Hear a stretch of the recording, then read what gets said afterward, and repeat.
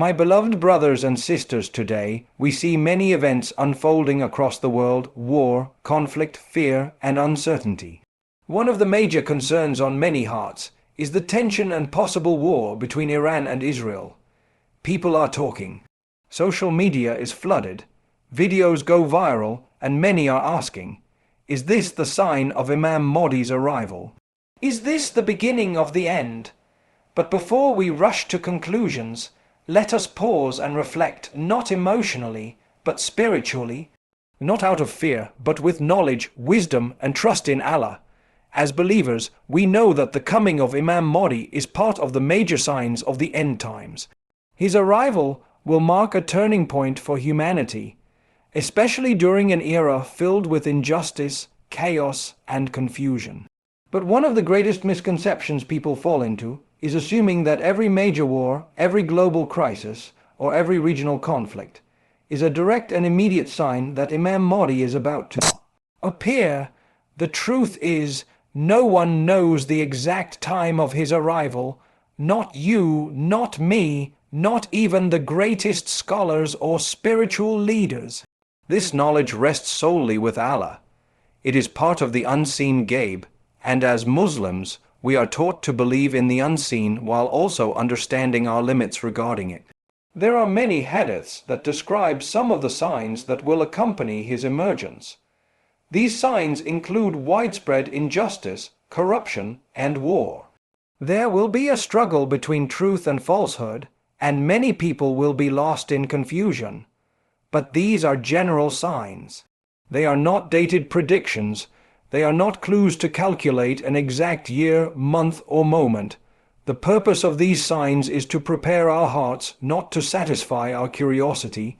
Unfortunately, many people turn the subject of Imam Mahdi into a topic of social media speculation, spreading fear and panic every time there is a major political event. People start sharing rumors, videos, and unverified information, trying to connect every headline with the appearance of Imam Mahdi. But this approach only leads to confusion and misinformation. Throughout history, Muslims have witnessed many terrifying events: world wars, invasions, disasters, and massive bloodshed. There were times when people sincerely believed that the moment had come, but it hadn't. That shows us how easy it is to misread events when we don't anchor ourselves in knowledge. The scholars of the past warned against jumping to conclusions or making firm statements about unseen matters without clear evidence. This kind of behavior can harm faith rather than strengthen it. It shifts the focus from worship and self-reform to fear and obsession with the unknown. And that is not the purpose of the signs of the end times. The coming of Imam Mahdi is a promise. We believe in it with certainty. But belief does not mean assumption. It means preparing ourselves spiritually without becoming obsessed with timelines. It means focusing on our prayers, our morals, and our relationship with Allah rather than spending hours debating whether current events are signs of his appearance. It means that instead of constantly asking, "Is this it? Has the time come?" we should be asking, "Am I ready to meet Allah today? Have I done enough to be on the side of truth when that time does arrive?" When we understand that only Allah knows the exact timing, it humbles us. It reminds us to be cautious before making bold statements or sharing alarming content. It teaches us to say Allahu Alam, Allah knows best, when faced with matters beyond our reach. That humility is a sign of true faith. It shows trust in the unseen, submission to divine knowledge, and a willingness to focus on what we can control: our deeds, our prayers, our hearts. This understanding protects us from falling into the trap of sensationalism. It helps us stay grounded and focused, no matter how intense world events become. The fear of war should not distract us from the fear of missing our prayers. The curiosity about the end times should not override the urgency of correcting our own character. The knowledge of Imam Mahdi's arrival is not hidden to confuse us. It is hidden to test us, to see who will stay committed, who will remain sincere, and who will continue doing good without waiting for dramatic signs. When war breaks out or tensions rise between powerful nations like Iran and Israel, the first reaction many people have is to link it with the signs of the end times. The mind immediately goes to prophecies, predictions, and the coming of Imam Mahdi. There is a tendency among some to interpret every conflict as a divine sign, as if the unfolding of global events is a countdown. But what we need to understand is that wars and conflicts have always existed. They are part of the natural cycle of human history. From the earliest days of mankind, nations have clashed, empires have risen and fallen, and innocent lives have been caught in the crossfire. These events are not new, and while they can serve as reminders, they are not confirmations that the end is near or that a specific prophecy is being fulfilled before our eyes. The companions of the Prophet letter, FDFA, lived through some of the most turbulent times in Islamic history. They faced civil wars, betrayals, foreign invasions, and massive bloodshed. Yet they never rushed to declare that these were signs of the Mahdi or the Day of Judgment. Instead, they focused on maintaining their faith, their worship, and their commitment to justice. That's a powerful lesson for us. Our role during times of fitna, confusion, and chaos is not to become interpreters of unseen knowledge, but to hold tightly to our deen, to increase our prayers, and to help those who are suffering. When we look at the wars happening today, we should feel concern. We should feel the pain of the innocent. We should raise our hands in dua for peace, for protection, for guidance. But we should not panic and spread fear by declaring that this war or that battle is directly tied to the coming of Imam Mahdi, unless there is clear, undeniable proof from reliable sources. Fear-based messages often do more harm than good. They paralyze the heart, they shake weak faith, and they create unnecessary anxiety among people who are already struggling to hold on to hope. Islam does not ask us to obsess over signs, it asks us to prepare at all times.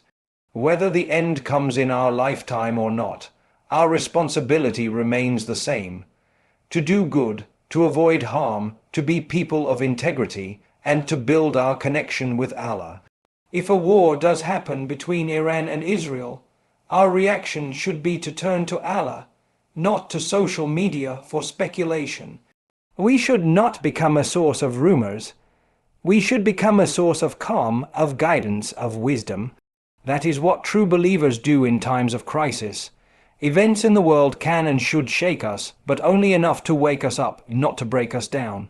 A war may not be a sign of the Mahdi, but it can be a sign for your heart to return to Allah.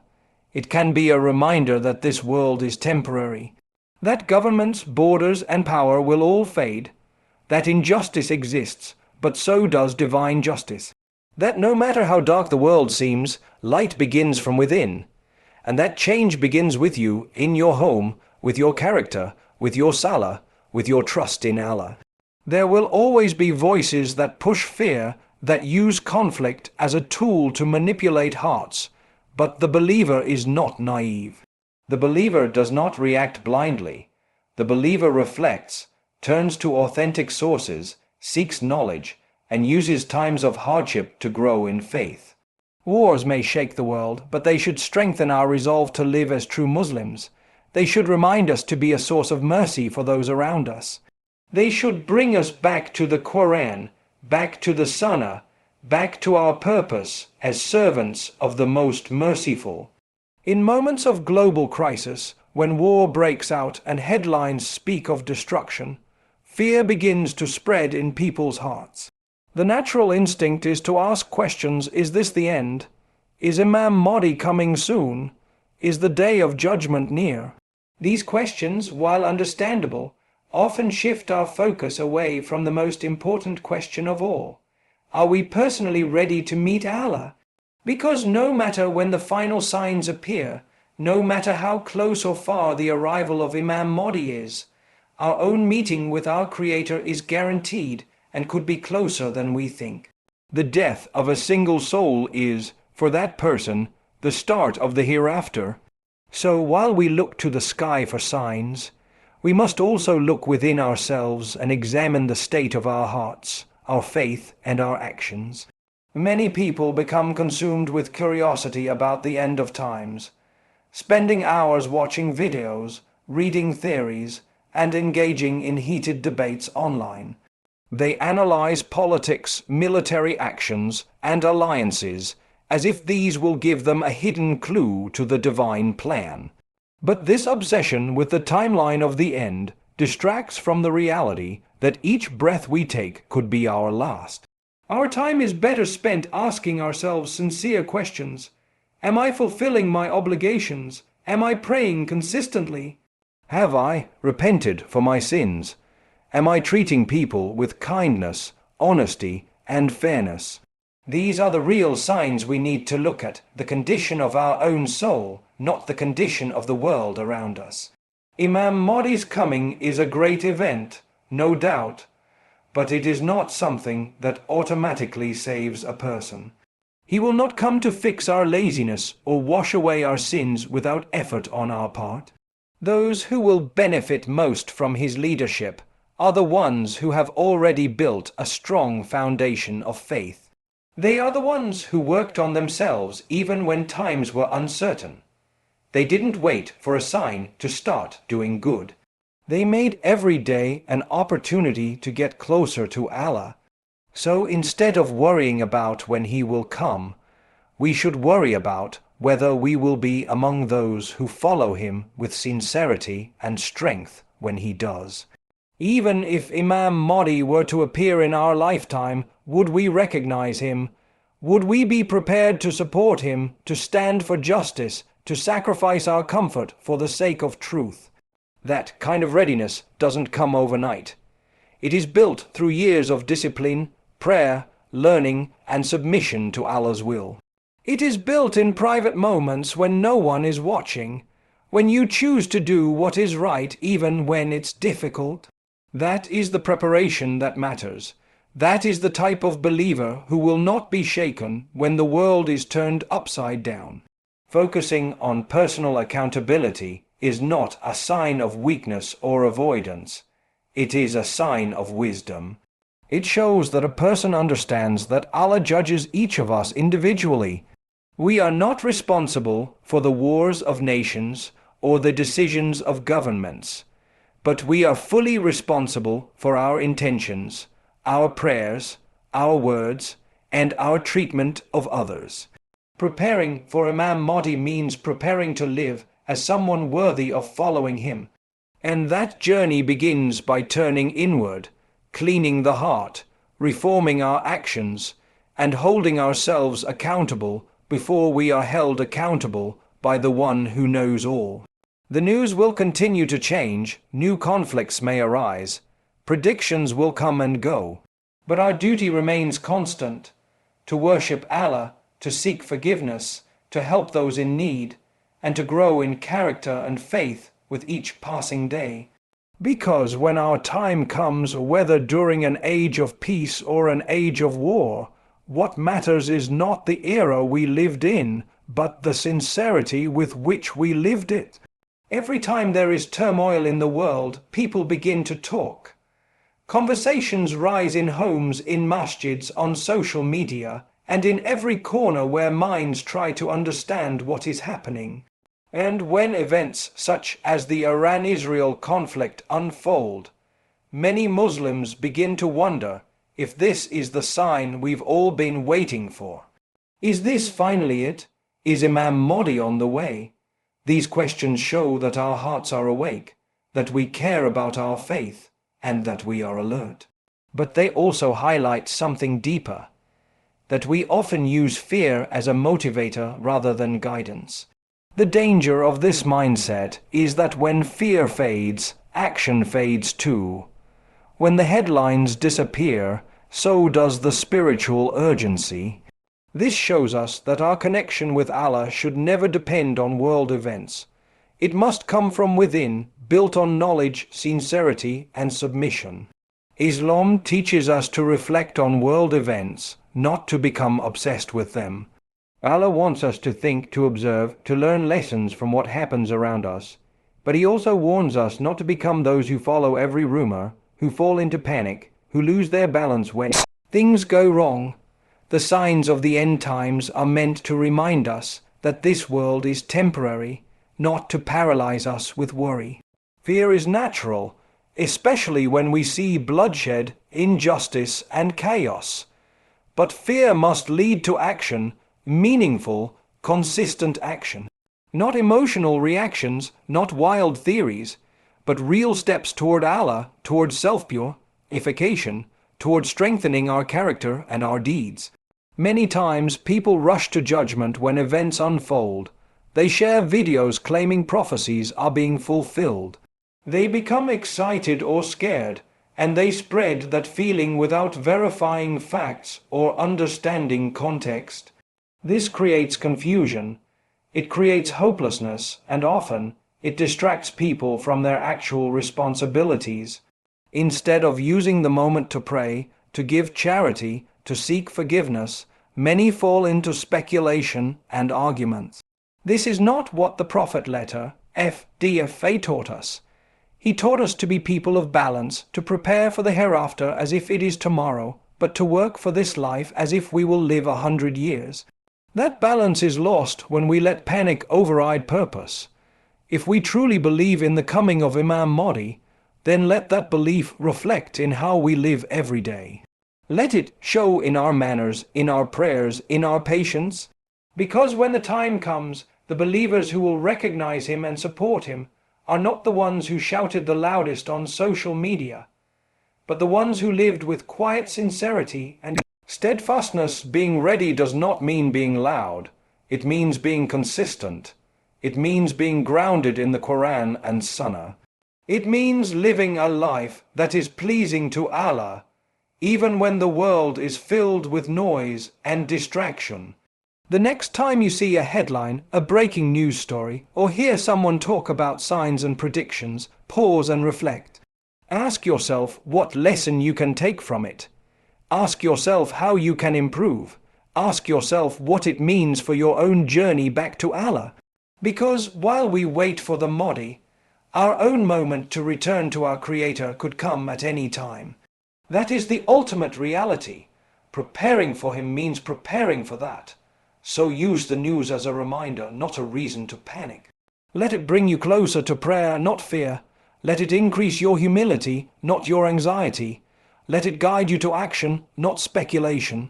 Because the most powerful response to a chaotic world is a calm, faithful, and obedient heart. True preparation for the coming of Imam Mahdi does not begin with analyzing world politics or trying to decode every global event. It begins with something much simpler but far more powerful: our daily worship, our sincerity, and our character. In a world full of distractions, where the attention of people is often drawn to debates, theories, and predictions, we must remind ourselves that the core of our religion is not based on speculation but on submission. We are not judged based on how accurately we predict events, but on how sincerely we live our lives. It is easy to talk about the signs of the end times, but much harder to build a life of taqwa, humility, and obedience. And yet, that is exactly what is required from us, not to become obsessed with what may happen, but to become devoted to what we must do. Our daily prayers are not just rituals, they are reminders. They ground us when the world becomes unstable. They connect us to our Creator when fear tries to pull us away. They are moments of calm in the midst of chaos. When we pray Fajr with sincerity, when we pause in the middle of a busy day to bow down to the one who controls all affairs, we are building the inner strength that will prepare us for any test, including the trials of the end times.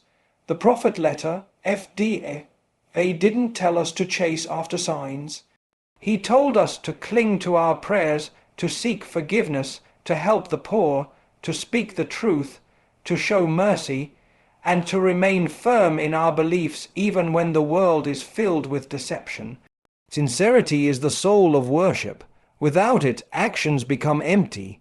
We can fast, pray, and read Quran, but if it is done only out of habit or to impress others, it carries no weight. In times of confusion, sincerity is what keeps the believer firm. When things are unclear, a sincere heart continues to worship without waiting for miracles. It continues to do good without expecting applause. It continues to ask Allah for guidance, for patience, for protection. A sincere person doesn't need signs to increase in worship. They already live every day as if it could be their last. That level of devotion is what will make a person ready for any event, whether the Mahdi arrives in their lifetime or not. Character is also a reflection of our readiness. The Mahdi will not just be a leader in battle, he will be a reformer, someone who brings justice, honesty, and goodness back into a broken world. If we claim to wait for such a leader, we must begin by reflecting those values in our own lives. Are we honest in our dealings? Do we fulfill the rights of others? Are we kind to those around us? Do we stand for truth even when it is difficult? These questions matter more than any political analysis, because a person of poor character cannot claim to be waiting for a leader of high character. The preparation is not external, it is internal. It is in the heart, in the way we treat others, in the way we respond to hardship, in the way we forgive, and in the way we ask for forgiveness. When the Mahdi comes, the people who will follow him are those whose hearts are already connected to Allah, those who are not waiting for a sign to change, but who have already begun the journey of change, those who are not distracted by the noise of the world, but are focused on their responsibilities as servants of the Most Merciful. So while the world watches and wonders, the believer acts. They don't just talk about signs, they live the message. They understand that the best way to prepare for the future is to perfect the present. Every prayer, every moment of dhikr, every act of kindness, and every step away from sin is a part of that preparation.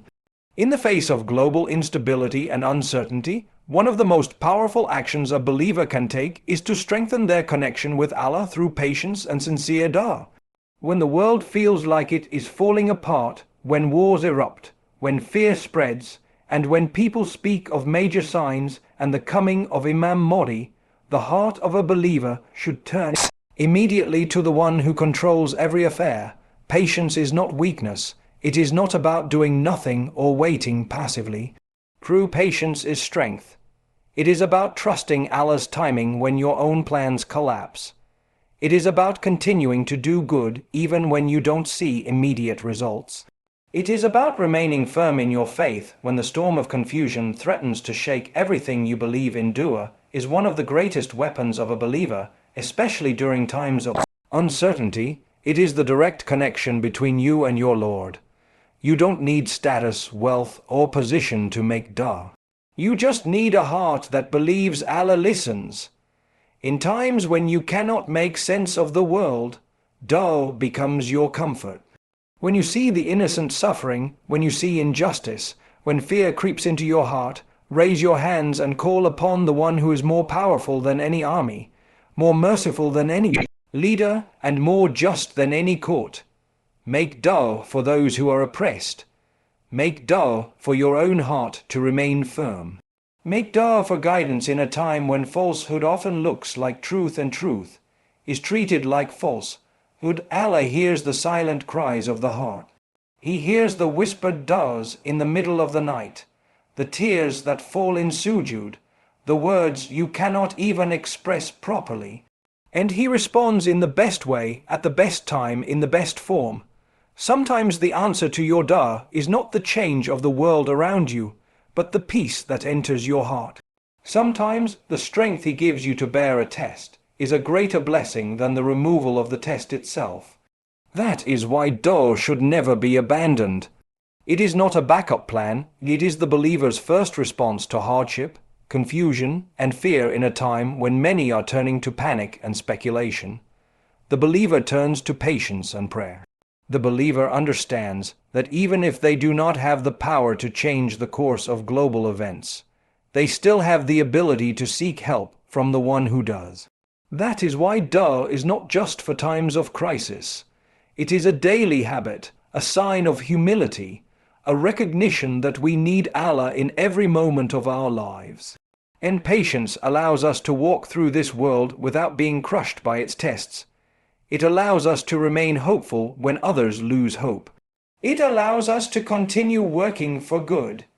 Even when the results are not immediately visible, the arrival of Imam Mahdi will be a moment of great trial and great opportunity.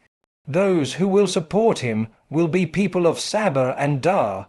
They will not be people of fear and confusion. They will be grounded in their connection to Allah, unshaken by the storms around them. That kind of spiritual strength is not built in one day. It is built through consistency. It is built by patiently enduring your own small tests today so that you can face greater ones tomorrow. It is built by turning to Allah in every moment, whether in joy or sorrow, ease or hardship, certainty or confusion. If the world around you feels unstable, let your connection with Allah be your stability. If you cannot fix what is happening in distant lands, fix what is happening in your heart. Be patient and keep making dua. Not because you see immediate change, but because you trust that Allah is always near. Keep your heart soft. Keep your faith firm, and know that in every difficulty there is a hidden mercy, a hidden opportunity to grow closer to your Creator. When the world is loud with fear, chaos and confusion, when war is on the horizon and people are panicking about what may come next, the believer must learn to respond differently. The signs of the end times, including the coming of Imam Mahdi, are not meant to create despair or anxiety, but rather to awaken hearts and draw people back to Allah. Allah does not send reminders to break people down. He sends them to rebuild what is broken inside. Every major event, every crisis, every moment of difficulty is a chance for reflection, a chance to realign priorities, a chance to come back to the path of truth. The believer understands that nothing in this world happens without a purpose. Behind every storm is a message, and behind every sign is an invitation from Allah to turn to Him with sincerity and humility. Many people respond to trials by losing hope. They think that the rise of evil or the spread of injustice means that the world is beyond repair. But for the one who truly believes, trials are not a reason to give up. They are a reason to increase in worship. They are a reason to examine the self and ask, what does Allah want me to learn from this? What change do I need to make in my own life? What have I been ignoring in my faith, in my habits, in my connection with my Creator? This kind of self-reflection is not weakness, it is strength. It takes strength to look inward when the world is crumbling outward. It takes strength to admit faults, to seek forgiveness, and to rebuild one's relationship with Allah even when everything around seems uncertain. The Quran reminds us again and again that reminders are for those who reflect. And reflecting doesn't just mean thinking about the signs. It means looking at what those signs mean for your own soul. Are you ready to meet your Lord? Are you living each day with purpose? Are you preparing your deeds, your character, your heart for the moment when this life ends? Because whether Imam Mahdi comes in our time or not, each soul has its own day of judgment. And the real success lies in being ready for that moment, not just being aware of signs without changing anything about how we live in times of fear. People often look outward to leaders, headlines to the behavior of nations, but the wise believer looks inward, because no leader can save you if your heart is distant from Allah. No prophecy can protect you if your actions are not pleasing to your Creator. And no amount of knowledge about the future will benefit you if you are not acting upon the truth you already know. The signs are not about entertainment, they are about transformation. They are not just to be shared, they are to be lived. They are a call to return to sincerity, to prayer, to truthfulness, to justice, to mercy. and to the way of the Prophet letter F. D. A Fay, a heart that is awake will not wait for the Mahdi to start changing. It begins the change now, it purifies the intention now, it builds taqwa now, because the real preparation for what is to come is not fear, it is faith. It is not panic, it is peace with the will of Allah. And that peace comes from knowing that Allah is in control, that He sees everything, and that He never leaves the sincere servant alone, so let the signs awaken you. Let the news of wars and instability remind you of the fragility of this life. Let them bring you closer to the Quran, closer to your Salah, closer to compassion for others, and closer to the One who created you. Let every fear turn into daw. Let every confusion turn into tawakkul. Let every reminder strengthen your resolve to live as a believer who is calm, consistent, and conscious of Allah, even in the most uncertain of times.